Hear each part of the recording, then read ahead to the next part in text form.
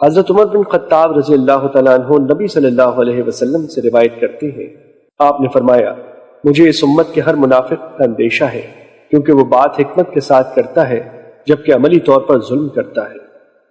مشکات المصابیح حدیث نمبر 5337۔ حضرت ابو ہریرہ رضی اللہ تعالیٰ عنہ بیان کرتے ہیں، ابو القاسم صلی اللہ علیہ وسلم نے فرمایا، اس ذات کی قسم جس کے ہاتھ میں میری جان ہے، اگر تم نافرمانوں کے عذاب کے متعلق جان لو جو میں جانتا ہوں تو تم زیادہ رو اور کم ہنسو۔ مشکات المصابیح حدیث نمبر 5339۔ حضرت ام علا انصاریہ رضی اللہ تعالیٰ عنہ بیان کرتی ہے، رسول اللہ صلی اللہ علیہ وسلم نے فرمایا، اللہ کی قسم میں نہیں جانتا، اللہ کی قسم میں نہیں جانتا جبکہ میں اللہ کا رسول بھی ہوں کہ میرے ساتھ اور تمہارے ساتھ کیا سلوک کیا جائے گا۔ مشکات المصابیح حدیث نمبر 5340۔